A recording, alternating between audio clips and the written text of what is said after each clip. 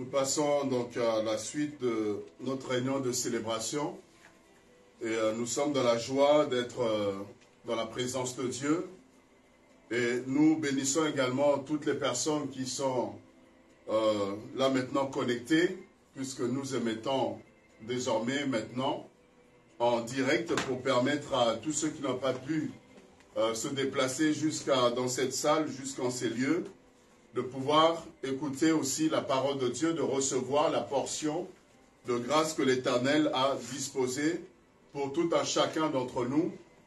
Nous saluons toutes les personnes qui sont connectées sur la chaîne YouTube SPS 7 TV, qui sont en train de suivre, n'est-ce pas, ce culte en live, et que Dieu vous bénisse abondamment, ainsi que tous ceux qui sont à partir du site internet www.sps7.fr,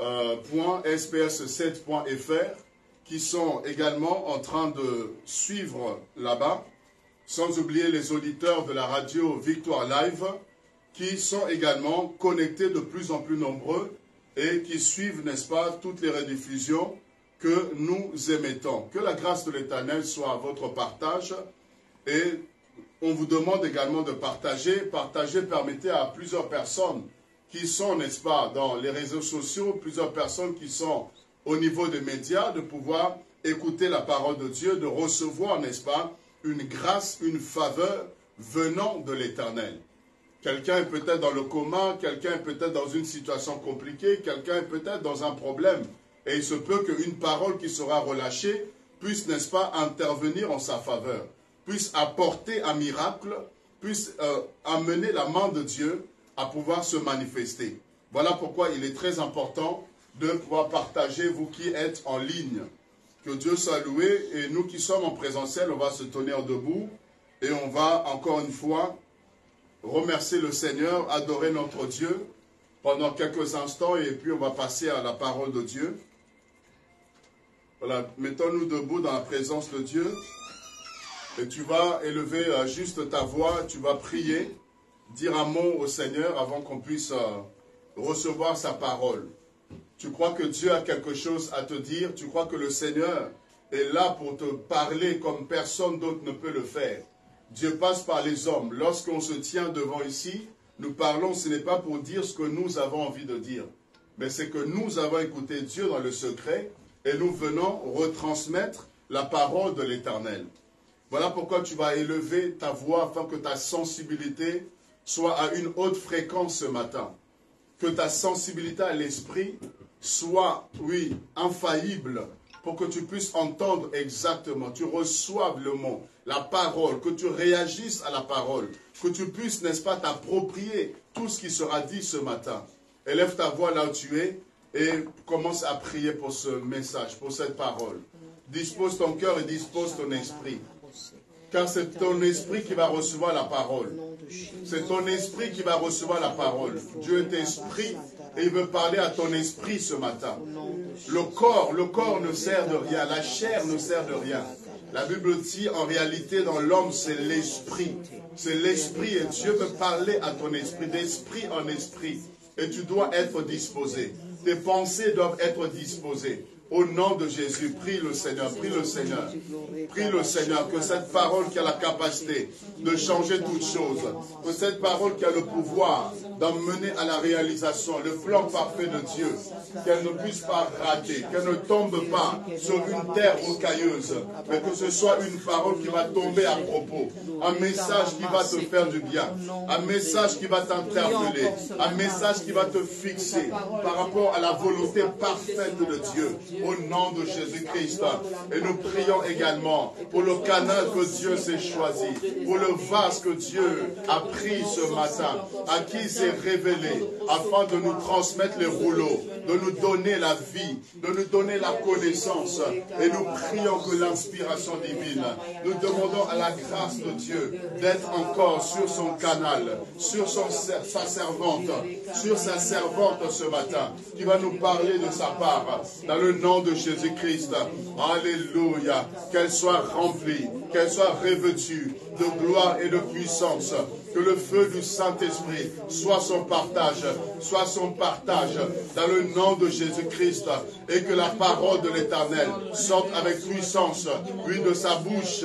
Que des miracles, que des signes, que des prodiges puissent l'accompagner encore. Au nom de Jésus. Prions que Dieu remplisse sa servante qui va nous parler ce matin. Prie parce que ce n'est pas elle que Dieu veut passer. C'est l'instrument que l'Éternel s'est choisi. Alors prie pour qu'elle soit une bénédiction pour toi. Qu'elle soit une bénédiction pour toi. Qu'elle soit un canal disposé pour toi. Au nom de Jésus. Au nom de Jésus. Rabasaka baba baba baba. Yanda rama sheka raba yeka baba baba baba. Yanda rama zeda raba sheka baba baba baba. Inda rama saka bayanda raba shanda.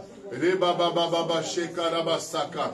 Alléluia, sois glorifié, sois élevé, Seigneur, pour l'éternité au nom de Jésus. Nous sommes là et prêts à recevoir. Nous sommes là et prêts à t'écouter. Nous ne voulons pas regarder, Seigneur, à l'homme, à l'instrument. Mais nous voulons voir toi qui utilises, toi, oh Dieu, qui parle à travers, Seigneur. Alléluia, les hommes, pour t'adresser aux hommes. Que toute la gloire te revienne, que ce moment soit béni à jamais. Que ce moment, Seigneur, soit propice et favorable pour tout un chacun d'entre nous. Et nous repartirons, Seigneur, avec un plus de Dieu que tu vas ajouter ce matin avec assurance et fermeté. Nous croyons et nous disons gloire et louange à toi, Seigneur Jésus. Et nous poussons des cris de joie et nous faisons monter des acclamations vers le Dieu qui va nous parler, celui qui va agir encore ce matin, qui va se glorifier encore ce matin, au nom de Jésus. Et nous invitons la servante au lit qui va nous parler de la part de Dieu.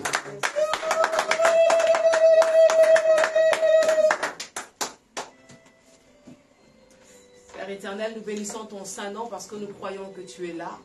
Merci de nous honorer encore par ta présence.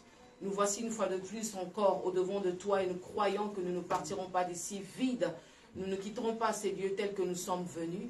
Seigneur, je me remets entre tes mains, corps, âme et esprit, parce que par ta grâce, tu m'as choisi encore afin de parler de ta part. Et je prie encore que nos cœurs soient disposés, que nous soyons vraiment présents en ces lieux et que chacun de nous puisse recevoir tout ce que tu veux nous donner au travers de ta parole. Dans le nom puissant de Jésus-Christ, je prie que toute pensée soit captive à ton obéissance.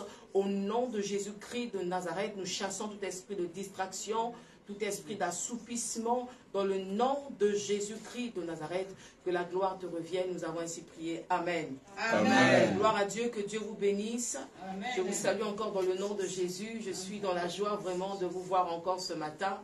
Le Seigneur nous a fait la grâce d'être en vie. Et comme j'aime toujours le dire, ce n'est pas un acquis. Plusieurs ont programmé leur réveil, mais malheureusement ne se sont jamais réveillés.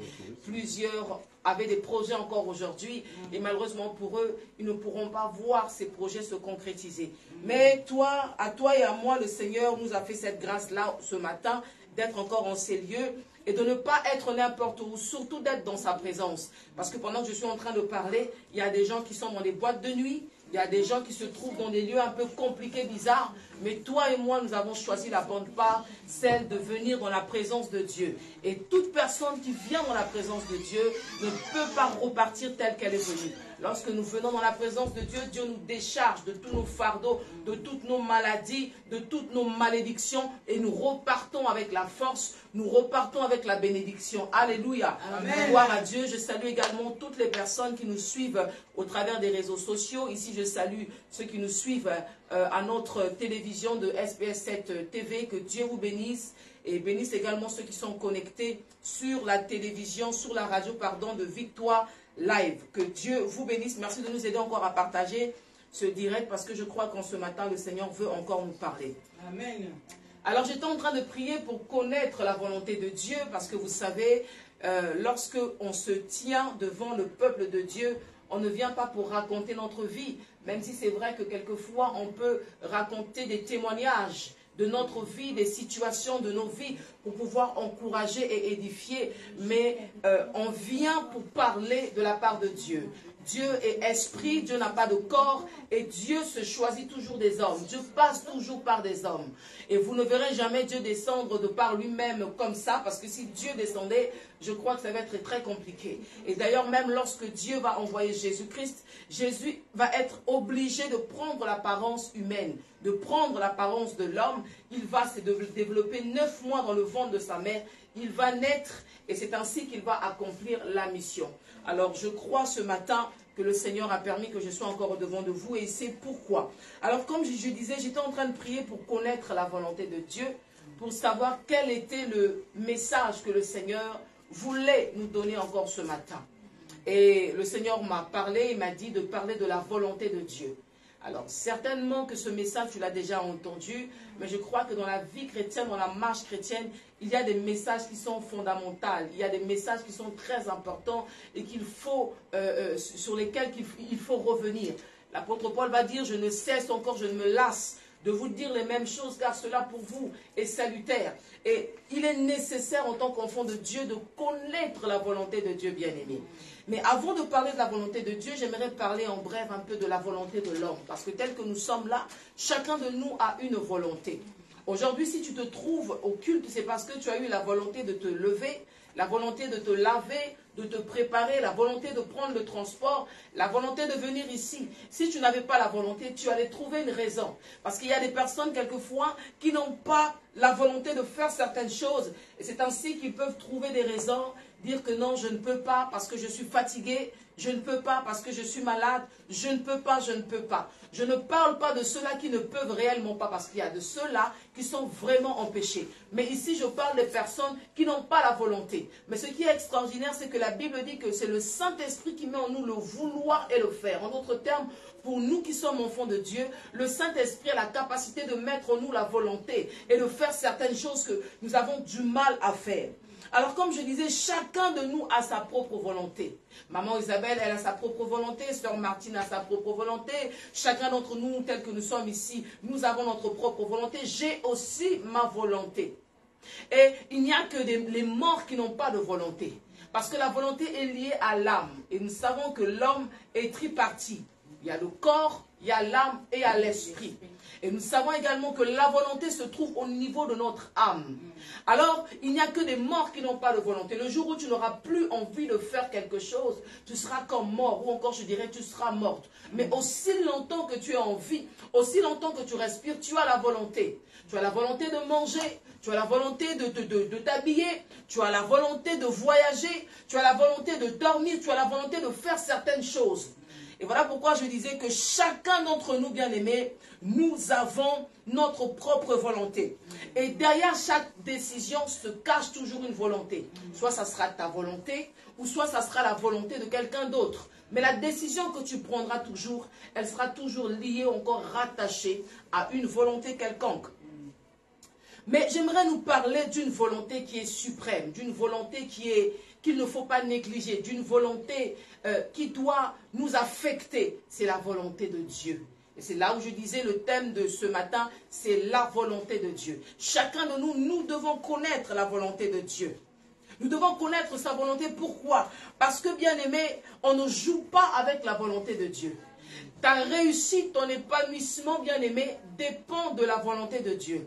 Parce que tel que nous sommes là, que nous soyons chrétiens ou que nous soyons païens, nous avons été envoyés sur la terre pour accomplir, bien-aimé, je peux dire, une mission. Chacun de nous a une mission à accomplir.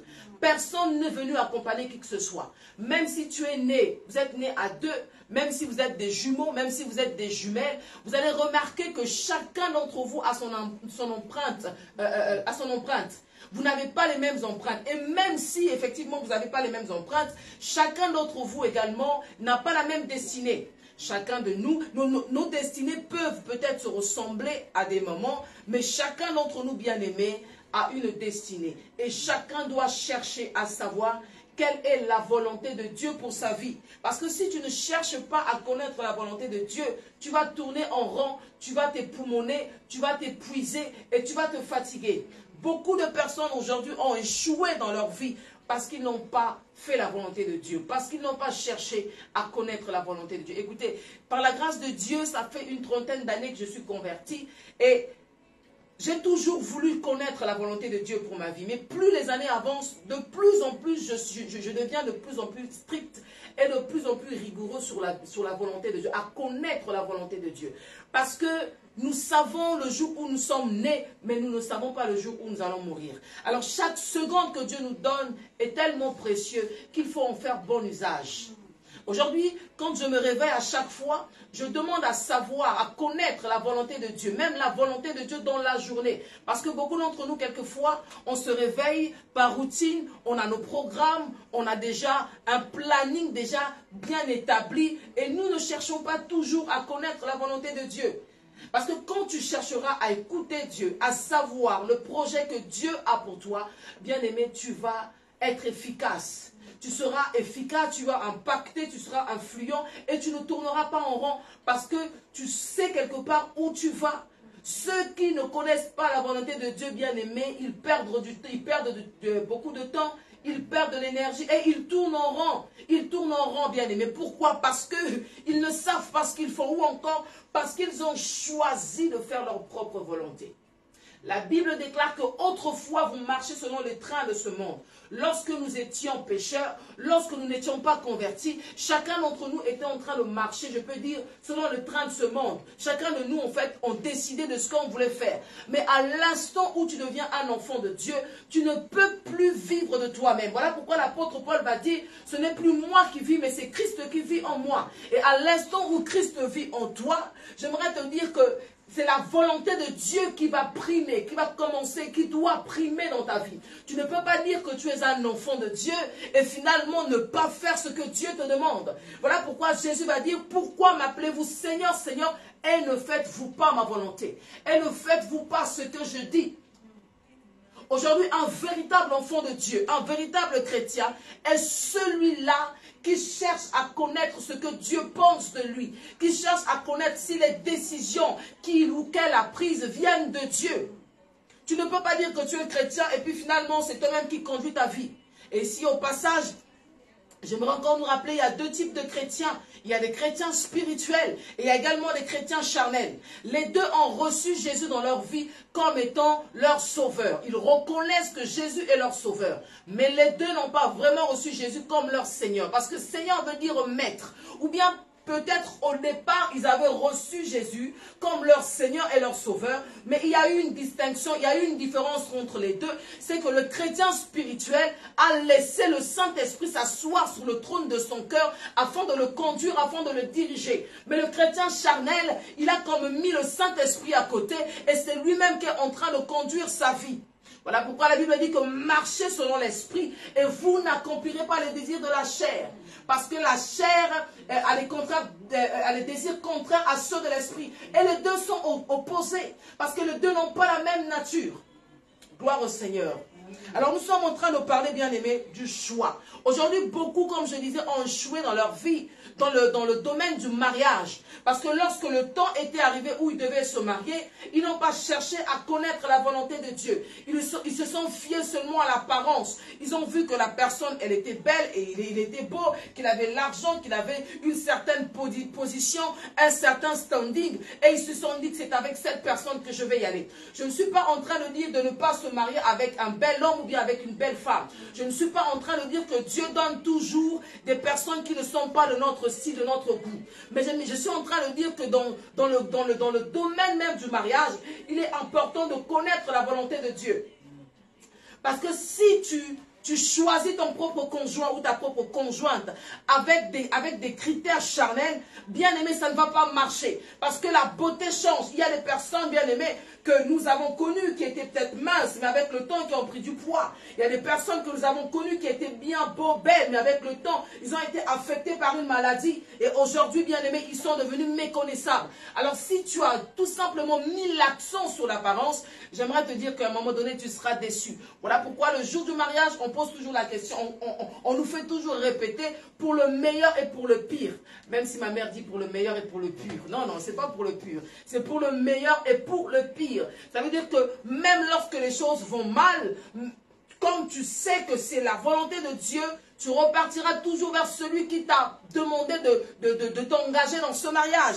Vous savez, lorsque on accepte de faire la volonté de Dieu, Dieu s'engage dans notre vie.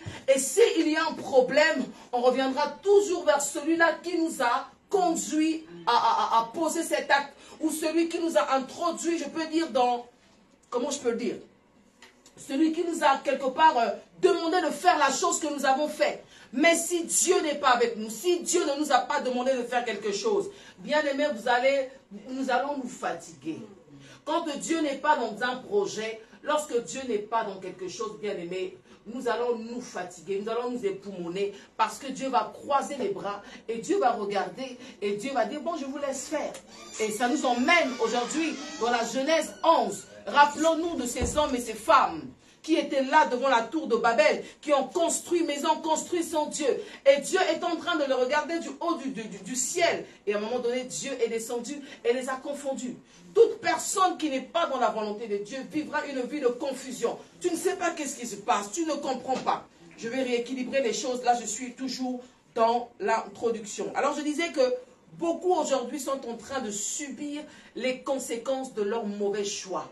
Parce que ce n'est pas Dieu qui leur a demandé de faire certaines choses. C'est eux-mêmes, avec les émotions, avec la chair, qui ont pensé que c'était Dieu. Parce que rappelons-nous, la Bible déclare que Dieu parle d'une manière ou d'une autre. Et quelquefois, Dieu parle lorsque nous sommes plongés dans un profond sommeil. Et le diable aussi parle, parce qu'il existe trois sources. Il y a Dieu qui parle, il y a la chair qui parle, et il y a aussi le diable qui parle.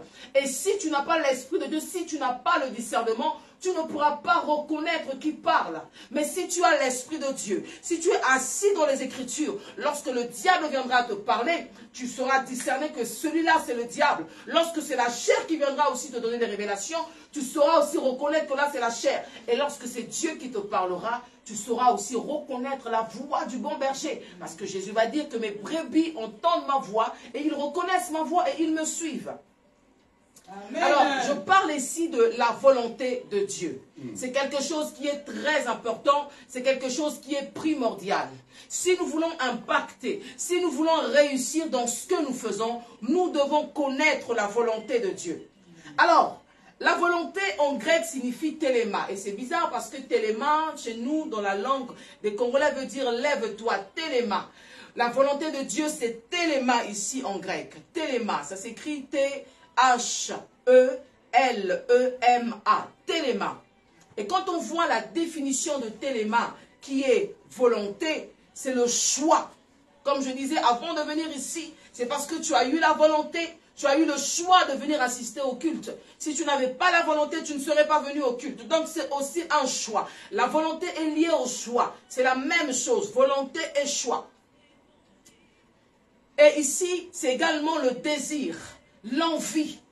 Donc la volonté est suscitée par le désir ou encore le désir est suscité par la volonté. Tu ne peux pas faire quelque chose si tu n'as pas envie de la faire. Si je te dis par exemple, donne-moi 1000 €, si tu n'as pas envie de me les donner, tu ne me les donneras pas. Pourquoi? Parce que tu n'as pas la volonté, tu n'as pas le désir de me donner, de le faire. Voilà pourquoi le Seigneur va dire que Dieu aime ceux qui donnent avec joie. Voilà pourquoi la Bible, va dire que Dieu aime ceux qui donnent avec joie. Ceux qui donnent avec le désir. Alléluia. Et ça veut également dire plaisir. Lorsque tu as la volonté, tu as le plaisir de faire certaines choses. Tu as le plaisir, je ne sais pas, de t'habiller, le plaisir de te parfumer, le plaisir de manger. Tu as le plaisir, je ne sais pas, de voyager. Tu as le plaisir de faire certaines choses. Il y a des choses, bien aimées, qu'on ne nous oblige pas de faire. Moi, je sais que j'ai ma façon de fonctionner et chacun d'entre nous a sa façon de fonctionner. Il y a des choses, tu n'as même pas besoin de me demander de le faire, je le ferai moi-même. Pourquoi? Parce que c'est un désir, parce que c'est un choix et parce que c'est un plaisir. Donc, j'étais en train de dire ici, volonté en grec signifie téléma, c'est le choix, c'est le désir et plaisir. Ce que l'on souhaite où on décide de le faire. Je souhaite faire la chose et je me décide de faire la chose. Voilà pourquoi je répète encore, téléma chez nous les Congolais veut dire se lever. Et pour se décider de faire quelque chose, il faut se lever. Quelqu'un qui a la volonté, c'est quelqu'un qui se lève, c'est quelqu'un qui est aux aguets, c'est quelqu'un qui est prêt, c'est quelqu'un coûte que coûte, qu'il veuille, qu'il pleuve, qu'il vente, qu'il neige. C'est une personne qui ne sera pas, je peux dire, empêchée ou encore arrêté par quoi que ce soit. C'est quelqu'un qui est, comment je peux le dire, une personne qui est, oh le mot m'échappe, une personne, voilà, merci Seigneur, une personne qui est inébranlable. Ça veut dire que je sais ce que je veux et je suis inébranlable. Et à chaque fois que je prêche, le Saint-Esprit m'emmène toujours dans la Genèse, parce que c'est là-bas que tout a commencé. C'est la Genèse. La Genèse, ça, c'est la base, je peux dire, de tout enfant de Dieu. C'est la base chrétienne, parce que c'est là-bas qu'on voit comment les choses ont commencé. Voilà pourquoi la Bible dit qu'instruis l'enfant selon la voie qu'il doit suivre. Dès qu'il est petit, tu dois instruire l'enfant. Tu dois veiller sur son instruction. Tu dois veiller sur son équilibre. Tu dois veiller sur sa croissance. Et vous remarquerez aussi, c'est lorsque un enfant est jeune que le diable aussi vient mettre son venin. Parce que lorsque l'enfant est jeune, l'enfant est comme un terrain vierge. Tu peux venir semer ce que tu veux et ça va facilement prendre. Voilà pourquoi j'aime toujours aller dans le début, la Genèse, le commencement. Et ici, la Bible dit dans la Genèse, du chapitre 1, le verset 1, « Au commencement, Dieu créa les cieux et la terre. » Dès le commencement, ici, Dieu s'impose, il impose sa volonté dans la création. Dès le début, on ne voit pas quelqu'un d'autre que Dieu. Au commencement, Dieu. Mais qu'est-ce que Dieu fait au commencement? Dieu va créer le ciel et la terre. Comme je disais, dès le commencement, Dieu impose sa volonté dans la création. Et comme vous le savez, pour les lecteurs de la Bible, Dieu va créer le ciel et la terre, Dieu va créer le soleil, Dieu va créer la lune, Dieu va créer les animaux, Dieu va créer comment on appelle, les arbres, Dieu va créer toutes ces choses-là. Et aucun d'eux n'est venu demander la vie de Dieu. Et Dieu n'a pas demandé, Dieu n'a pas demandé aussi la vie à cette création. Dieu n'a pas demandé la vie au soleil. Est-ce que le soleil, tu veux exister? Ou encore la lune, est-ce que tu veux exister? Non. Dieu a imposé parce que Dieu a trouvé que cela était bon. Et même lorsque vous êtes en train de lire la Bible, vous allez remarquer qu'à un moment donné, Dieu, à chaque fois, on disait toujours que Dieu trouva que cela était très bon. Dieu trouva que cela était très bon. Lorsque Dieu manifeste sa volonté, ou lorsque Dieu nous impose, entre guillemets, sa volonté, ou encore lorsque nous accomplissons la volonté de Dieu, Dieu trouve que cela est très bon. Amen. Alors ici, la Bible déclare également, avant de prendre ce passage, nous voyons également que lorsque Dieu va créer, donc du coup, la création va imposer sa volonté dans la création, il va mettre chaque chose à sa place, et Dieu va également aussi créer l'homme. Et vous savez que lorsque Dieu va créer l'homme, Dieu parlera au pluriel. Faisons l'homme à notre image et selon notre ressemblance. Dieu avait la volonté, avait le désir, il avait le plaisir de pouvoir créer, de pouvoir former l'homme. Mais lorsqu'il va créer et former l'homme, il ne va pas le former n'importe comment. Il va créer l'homme selon son image et selon sa ressemblance. Mais il y a quelque chose que j'ai bien aimé, c'est que lorsque Dieu va créer l'homme, non seulement il va le mettre dans le jardin d'Éden pour le cultiver, pour le garder, mais Dieu a créé l'homme libre. Vous savez, il y a quelques années de cela, lorsque j'étais jeune converti, je disais toujours au Seigneur, mais pourquoi est-ce que tu n'as pas fait que je sois un ange? J'aurais voulu être un ange. Parce que si je suis un ange, tout est parfait, il n'y a pas de souci, il y a l'obéissance qui est là, il n'y a pas le mal. Mais je me suis même rendu compte que même les anges ont été créés libres.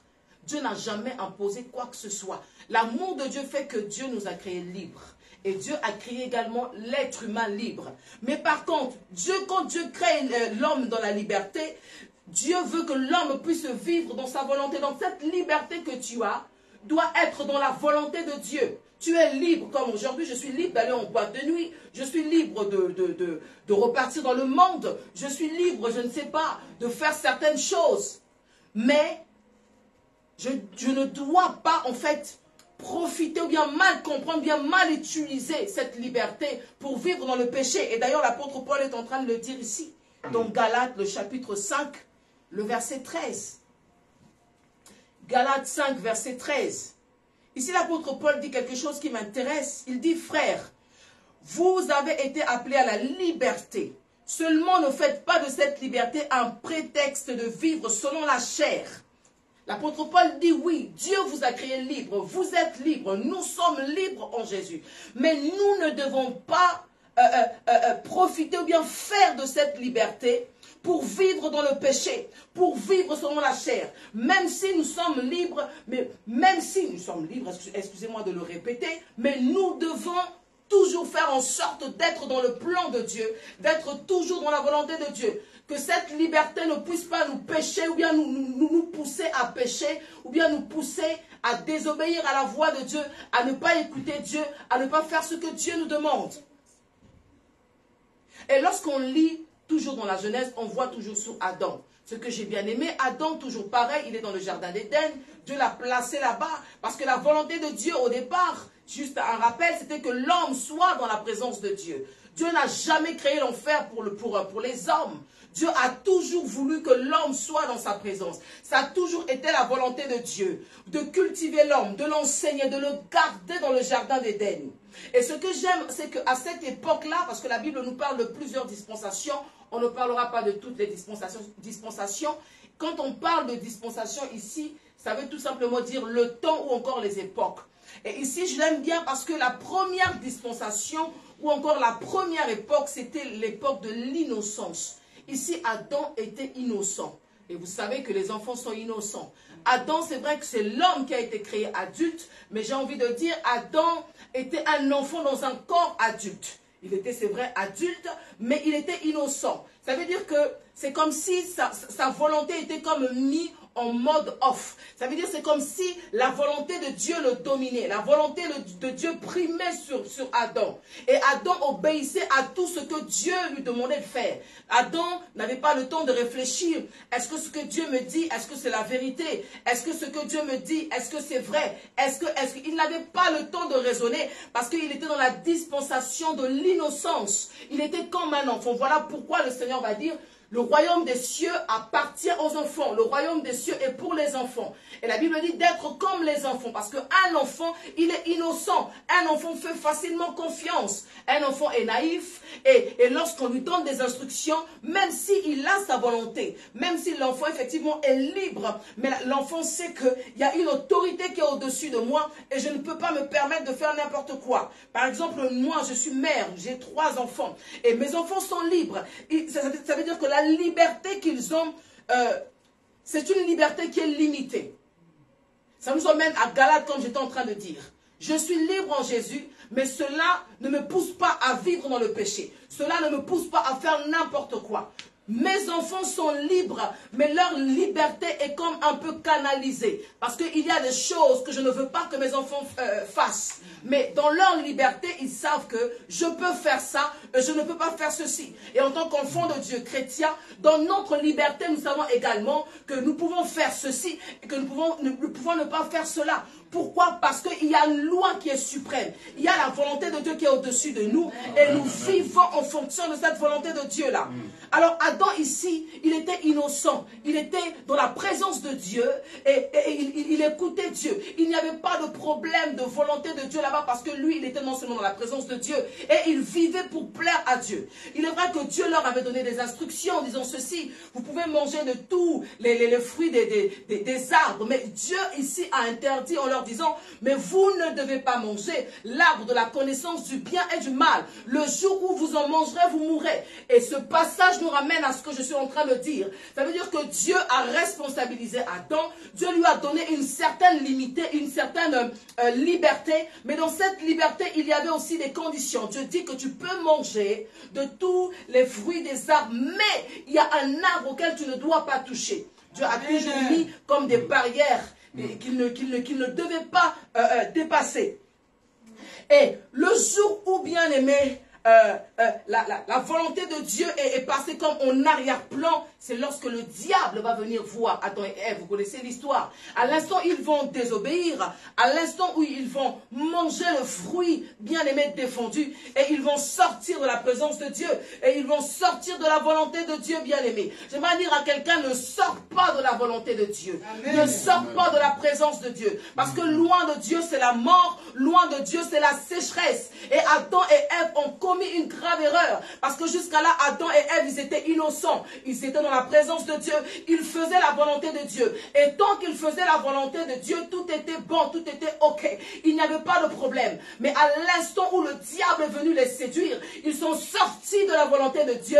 Bien aimés, ils sont devenus faibles. Ils n'avaient plus de pouvoir. Ils n'avaient plus d'impact. Parce que lorsque tu n'es pas dans la volonté de Dieu, tu es hors la couverture de Dieu. Tu es hors le radar de Dieu. Et le diable peut facilement t'avoir. Le diable peut facilement te détruire. Lorsque Adam et Ève vont sortir de la volonté de Dieu, la chair a pris le dessus. Parce que lorsque Dieu va créer l'homme, rappelons-nous, il forme l'homme, il va souffler dans l'homme son esprit. Donc c'est pour dire que lorsque Dieu souffle dans l'homme son esprit, lorsque vous regardez l'ordre, en réalité au départ c'était quoi? C'était d'abord l'esprit, c'était l'âme et le corps était, la chair était en arrière-plan. Mais à l'instant où l'homme a désobéi, a péché et sorti de la volonté de Dieu, les choses ont été inversées. Il y a maintenant la chair qui est devant, au milieu il y a comme l'âme et l'esprit a été mis en second plan. Et ce n'est pas ce que Dieu veut. Voilà pourquoi la facilité que Adam et Ève avaient d'entendre la voix de Dieu, lorsqu'ils sortent de là, ils n'ont plus cette même facilité. Pourquoi? Parce que c'est la chair qui est passée devant, l'esprit est passé derrière. Mais nous sommes des hommes spirituels et nous devons mettre l'esprit en avant afin de pouvoir écouter la voix de Dieu, afin de pouvoir discerner la voix de Dieu. Amen. Que Dieu soit béni. Alléluia. Alors, amen. Ici, il y a un passage qui m'intéresse fort, se trouve dans Jean 4, 31. Jean 4, 31. Nous allons lire jusqu'au verset 33. Je lis au nom de Jésus. Pendant ce temps, les disciples se pressaient de manger, disant, Rabbi, mange. Mais il leur dit, j'ai à manger une nourriture que vous ne connaissez pas. Les disciples se disaient donc les uns aux autres, quelqu'un lui aurait-il apporté à manger? Et ici le verset 34 dit, Jésus leur dit, ma nourriture est de faire la volonté de celui qui m'a envoyé et d'accomplir son œuvre. Amen. Amen. Alors ici, pour relater l'histoire, la Bible nous parle de Jésus qui était avec ses disciples. Jésus était fatigué. Et Jésus, justement, c'est dans Jean 4, où on nous parle de la femme samaritaine. Donc les disciples étaient partis acheter des vivres. Et Jésus était resté avec la femme samaritaine. Mais on ne va pas parler de la femme samaritaine. Donc pendant le temps où il était en train de discuter avec elle, les disciples n'étaient pas avec Jésus. Les disciples étaient partis chercher quelque chose à manger. Mais lorsqu'ils vont venir voir Jésus, ils vont dire à Jésus de manger. Ils vont presser Jésus de manger en disant, mais Jésus, mais mange, mange. Et Jésus va leur dire, j'ai à manger une nourriture que vous ne connaissez pas. Alors il se pose la question, mais attends, mais c'est un peu bizarre, parce que nous étions avec Jésus, nous avons voyagé avec Jésus, et nous avons fait des heures, nous n'avons pas mangé. Mais comment se fait-il que, lui, il dit que, en d'autres termes, qu'il n'a pas faim comme s'il avait déjà mangé. Alors on nous pose la question, mais comment se fait-il que, bon, il a déjà mangé? Qui lui a donné à manger? Est-ce que c'est la femme samaritaine? Est-ce qu'entre-temps, lui-même, il a fait un crochet pour aller acheter quelque chose? Au fait, je me mets à la place des disciples, ils se posent cette question. Et comme ils nous mangent, nous nous affaiblissons. Alors de la même manière, bien aimé, que la nourriture est vitale pour tout enfant de Dieu. Alors j'aimerais dire à quelqu'un que la volonté de Dieu est vitale pour tout chrétien. Tu ne peux pas dire que tu es un enfant de Dieu et ne pas chercher à savoir la volonté de Dieu.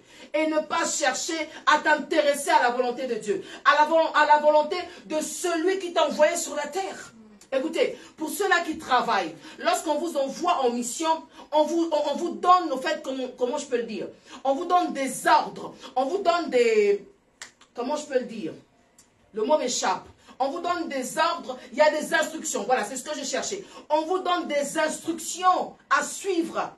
Vous ne pouvez pas aller en mission alors que vous êtes dans une entreprise, alors que le patron vous envoie quelque part et vous allez comme ça bredouille. Et beaucoup de chrétiens, c'est comme ça. Beaucoup sont venus sur la terre ici, hein, ils sont venus comme, je ne sais pas, accompagner quelqu'un.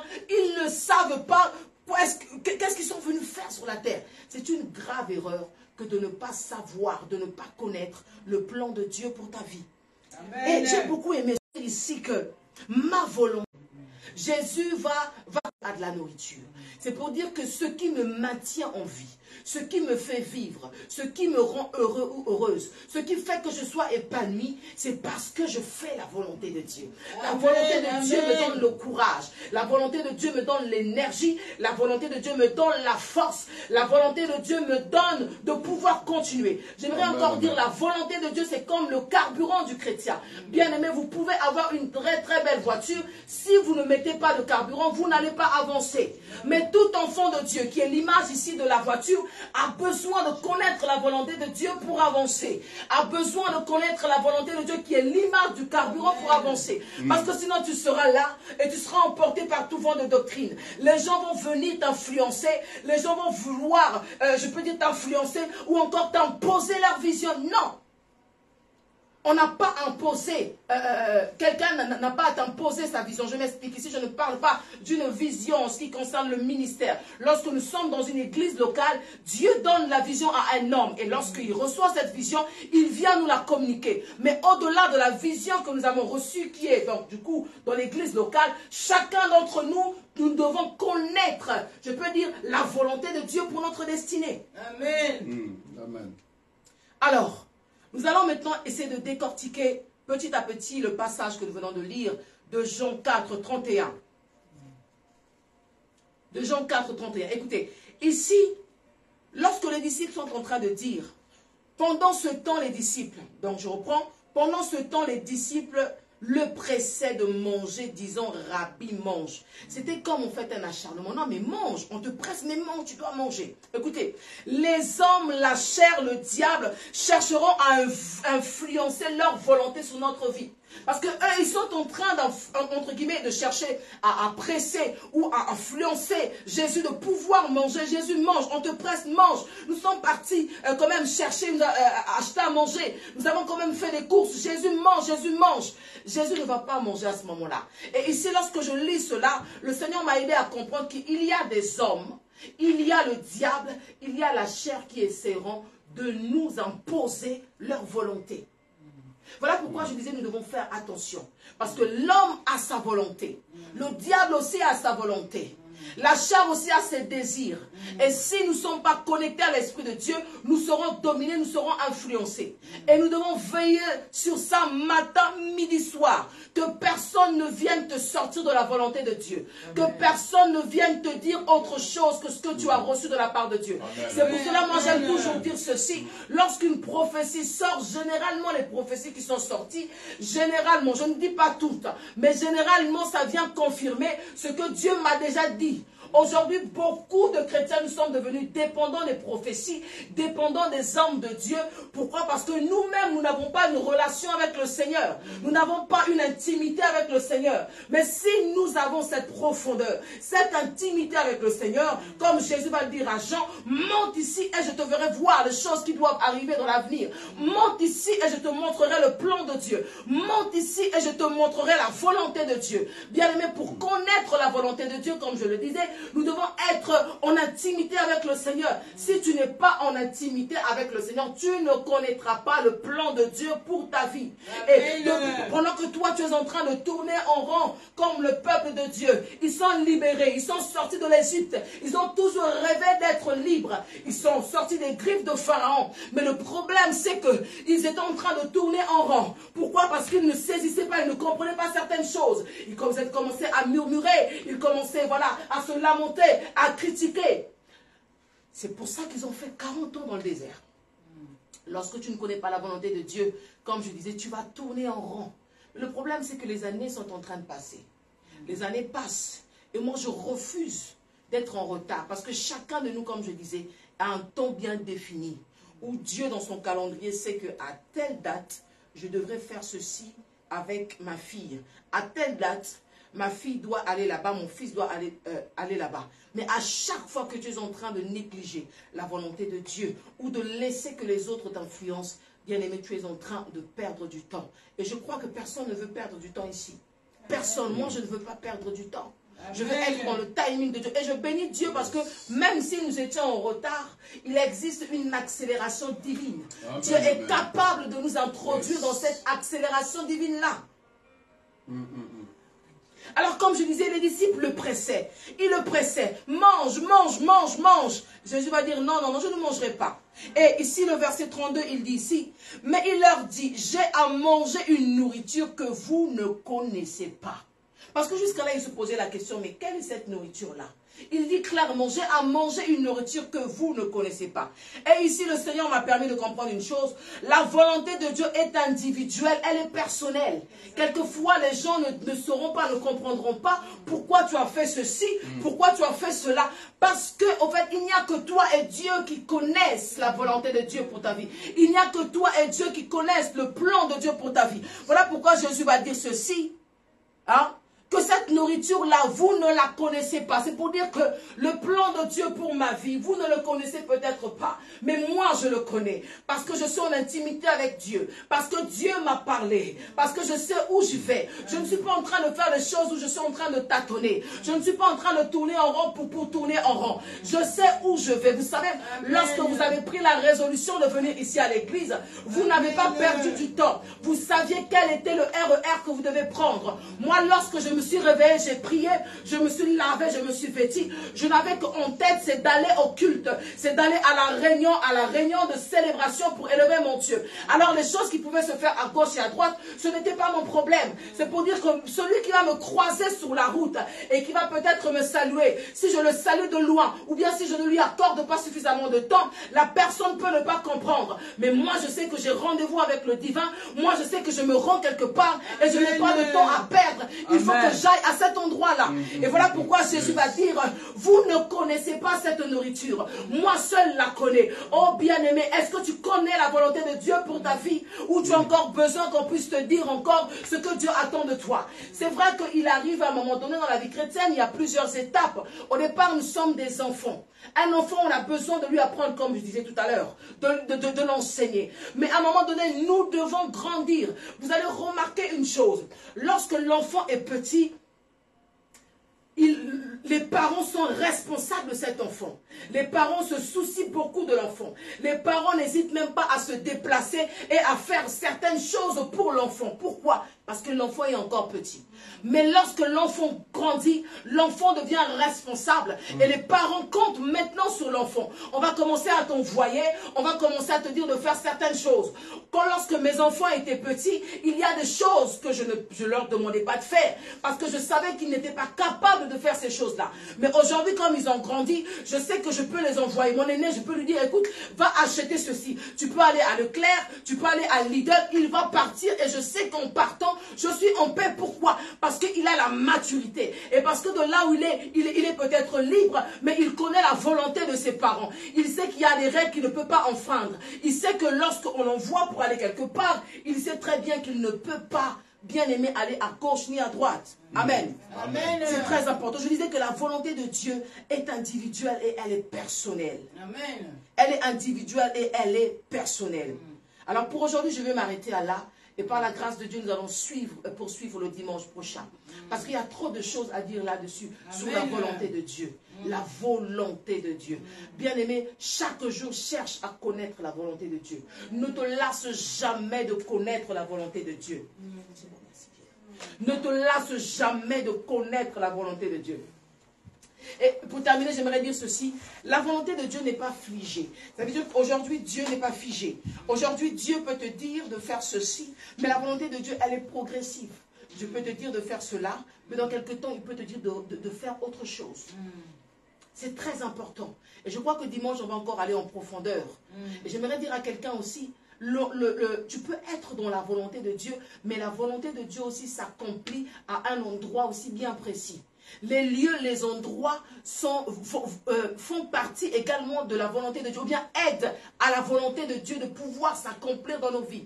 Parce que tu peux être dans la volonté de Dieu, mais si tu n'es pas au bon endroit, bien aimé, tu n'auras pas d'impact. Amen. Alors vraiment, ce matin, c'est le message que le Seigneur m'avait donné.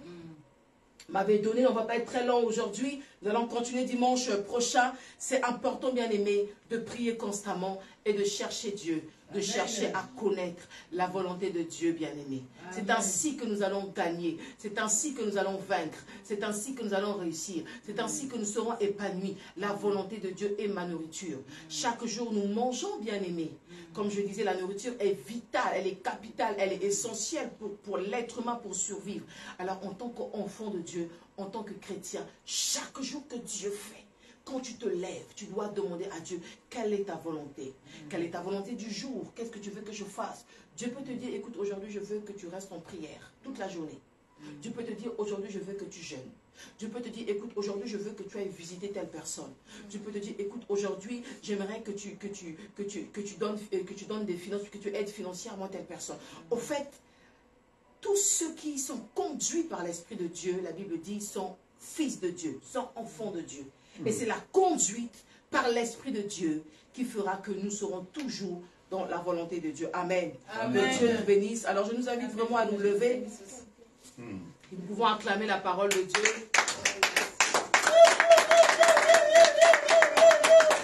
Que le Seigneur nous bénisse. Alors, nous allons prier Dieu. Que le Seigneur bénisse toutes les personnes qui sont en train de nous suivre également dans les réseaux sociaux. Si on peut déjà couper le direct, s'il vous plaît. Nous allons vraiment nous repentir, bien-aimés, de